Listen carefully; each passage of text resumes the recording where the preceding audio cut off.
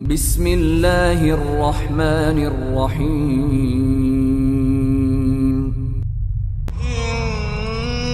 إنه لكم عدو مبين. силсила барномаи лашкари шайтон. ӯ ҳаракат мекунад ки туро бишканад, ғамгин созад ва ба торикӣ яъне гумроҳӣ барад. ӯ ин корро аз аввал, аз вақте ки худро зидди инсоният нишон дод, мекунад. худовандо, чун ту маро ба хотири инсон ноумед кардӣ, ман ҳам бадиҳоро дар назарашон меорам ва гумроҳашон месозам.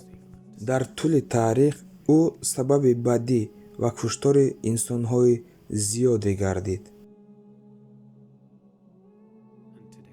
ва имрӯз қудрати ӯ аз замонҳои пеш зиёдтар шудааст. лашкари ӯ қудратмандтар гардид. люсиферҳо, масонҳо, илюминатҳо, онҳо ба иблис бисёр вафодоранд. ҳар як ҷангро нақшакашӣ карда, тарзи фикрронӣ ва дини худ шайтонпарастиро ташму ташвиқ мекунанд. системаи сиёсат ва низоми нави иқтисодиётро созмон доданд. онҳо бо нақшаҳои худ мардумро ва вазифаҳои муҳими байналмилалиро идора мекунанд. ин ҳама ба хотири гирифтани мақом дар ҳокимияти давлатҳо ва созмони низоми нав аст. ҷаҳон барои як қонун, қонуни инсониро қонуни ҷангал иваз карда, идораи корҳои дунёро ба уҳда мегирад. агар ба нақшамон пирӯз шавем, ҳатман пирӯз мешавем. имконияти воқеии идораи ҷаҳонро хоҳем дошт. низоме ки дар он созмони боэътимод, созмони милали муттаҳид метавонад нақши сулҳомези худро дар амалӣ сохтани нақшаҳоямон бозад. мо шоҳиди як тағйироти бузурги иҷтимоӣ ҳастем.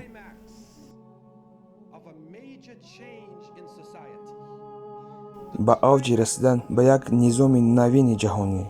мо шоҳиди як нави иқдоми технологӣ ҳастем, ки ба тиҷорат пайваст аст.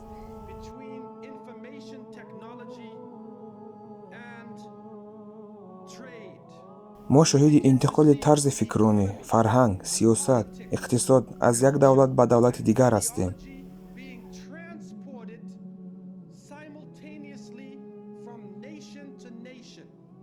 бо ин технология ҳамроҳ бо интиқоли қобилияти зеҳнӣ, раванди арзишҳои мардумӣ, тарзи хӯрок хӯрдан, менталитет, раванди гузарондани вақти хӯлӣ, фарҳанги миллатгароӣ ва умуман фарҳанг, идеология, муқаддасоти миллӣ дар тамоми дунё паҳн шуда истодааст. ин як нави ҷаҳонишавӣ аст. бо ин пешрафти технологияи информатсионӣ, ҷаҳонишавӣ ба вуқӯъ мепайвандад, ки ба авҷи худ расидааст. ва ин ҳолатро, ки мардуми бечора оғӯшта гаштааст, мебинем ва мегӯем: ба мардум чӣ шудааст? динро чӣ шудааст? он гае ки ин қадар ақидаҳои гуногун доштанд, миллатҳои гуногун ва муносибатҳои мухталиф доштанд, ки ҳамдигарро пур мекарданд. ҳоло шоҳиди он ҳастем, ки сиёсатро аз иқтидори аслӣ маҳрум сохтанд ва иқтисодиётро мубодилаи иҷтимоӣ муайян мекунад. мо мебинем, ки чӣ тавр давлатҳо вобаста аз сохторҳои молиявӣ ҳастанд ва қудрати аслӣ дар дасти қумандонҳо нест. қудрати аслӣ дар дасти шахсоне, ки иқтисодиётро ва системаи банкиро идора мекунанд, мебошад. сипас мебинем, ки сиёсатмадорон нақши бо мардум дар алоқа буданро бозӣ мекунанд, то мардумро идора созанд.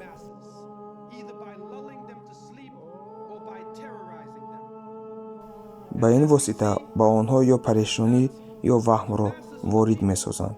сипас мебинем, ки оммаи заифи мардум чӣ қадар машғул ҳастанд, чун зиндагии онҳо бо рӯйдодҳои фарҳангӣ зери зарба қарор дорад. ин рӯйдодҳо муҳимтарин чиз дар зиндагиашон шудааст. ҷоми ҷаҳон, бозиҳои лигаи қаҳрамонон, регби, крикет, хоккей, теннис, ҳар варзише ки бошад. мебинем, ки тамоми миллатҳо дар гирди варзиш ҷамъ омадаанд. ва қаҳрамонони миллӣ варзишгарон шуданд. ҳатто дар Арабистони Саудӣ ва дар давлатҳои исломии худамон қаҳрамонони ҳамон футболистон шуданд. ҳамон нафароне ки аз пушти тӯпи кӯчак медаванд, қаҳрамони мардум мешаванд, дар ҳоле ки дар рӯи ҷаҳон кушторҳо сурат мегирад, вале мо ба ин рӯйдодҳо машғул шудаем. ин як нави интиқоли зеҳнӣ аст, ки бар мо равона мешавад ва бо истифода аз мусиқие, ки бо эҳсосоти мо бозӣ мекунад ва бо наворҳое, ки дар дуртарин нуқтаи дунё пахш мешавад. тарзи тафаккур ё фикрронии мардумро тағйир медиҳад. имрӯза мардум ошиқи қаҳрамонҳои варзишӣ ҳастанд. ҳатто дар мавриди ҳуввияти худ раҳгум задаанд. кӯшиш доранд, ки худро тағйир диҳанд. ранги мӯи сар, ранги чашм, тарзи сухан гуфтан ва либос пӯшиданашро тағйир диҳанд.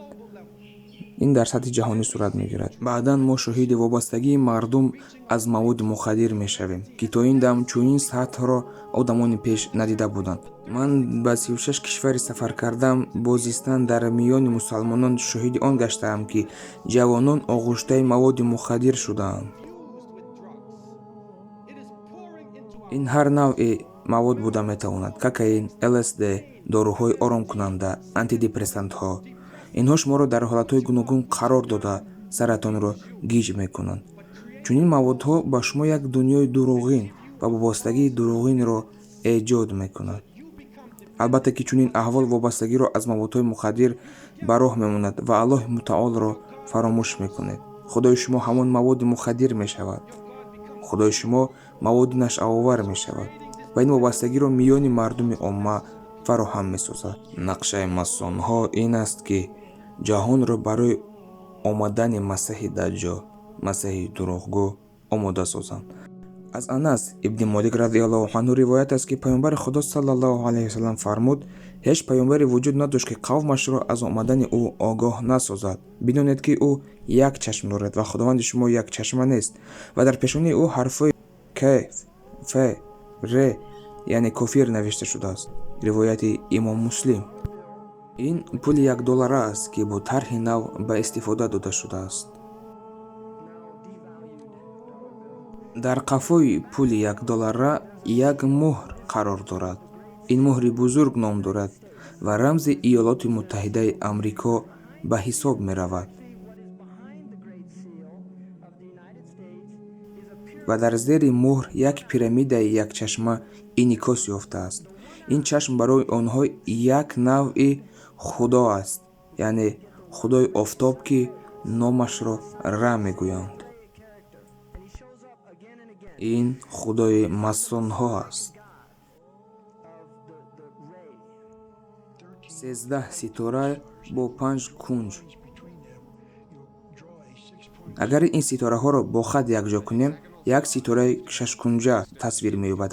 агар ин ситораи шашкунҷаро дар рӯи пирамида гузорем, 5 кунҷи он ба ҳарфҳои пинҳон ишора мекунад, ки инро дар луғатномаи амрикоӣ анаграмм мегӯянд.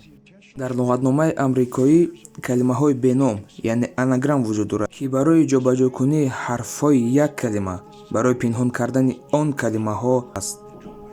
пас агар ин ҳарфҳоро шумо дубора сарҷам кунед, калимаи масон ба вуҷуд меояд. ба ҳамин сабаб мо медонем, ки нақши муҳри бузург аз фикрҳои масонҳо маншаъ мегирад.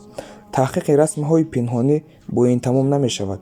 рамзи 13 дар анъанаҳои ғарбӣ рамзи нохуш ба ҳисоб меравад. ин рамз дар пули $1 дар рамзҳои гуногун пинҳон шудааст. онҳо ишора ба такроршавии рамзи 13 мекунанд. 13 барг дар шохи дарахти зайтун дар пои рости уқоб қарор дорад. 13 тир дар пои чапаш, 13 ситора болои сари уқоб ва 13 хат дар сипар. агар парҳои уқобро ҳисоб кунед, 32 пар дар боли чап ва 33 дар боли рости он қарор дорад. аз ин бармеояд, ки ин ба 33 дараҷаи масонҳо ишора мекунад, ки аз тарафи қарори Шотландӣ қабул шудааст.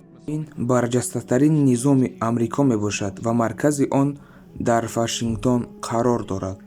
агар аҳамият диҳед, пирамида дуруст аст ба ҷуз қисмати болоии он ва чашм болои он муаллақ истодааст ва то ҳол поён наомадааст.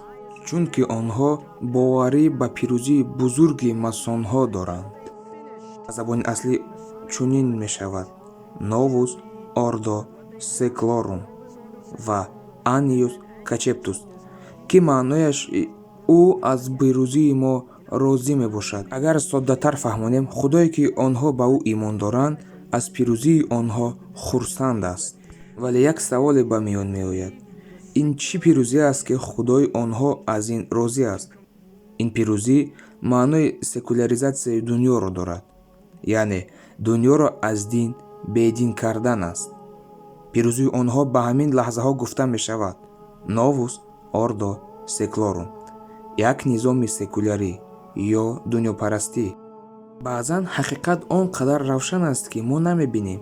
Ба ҳамин хотир зарурат аст, ки то нигоҳи худро аз муъмини оддӣ ба муъмини оқил тағйир диҳем, то бубинем дар асл дар дуньё чӣ шуда истодааст. Оё мо дар дуньое, ки аллакай сценария ва бозиаш нақшакашӣ шудааст, зиндагӣ дорем? зеҳнатро боз кун. давом дорад. худо хоҳад.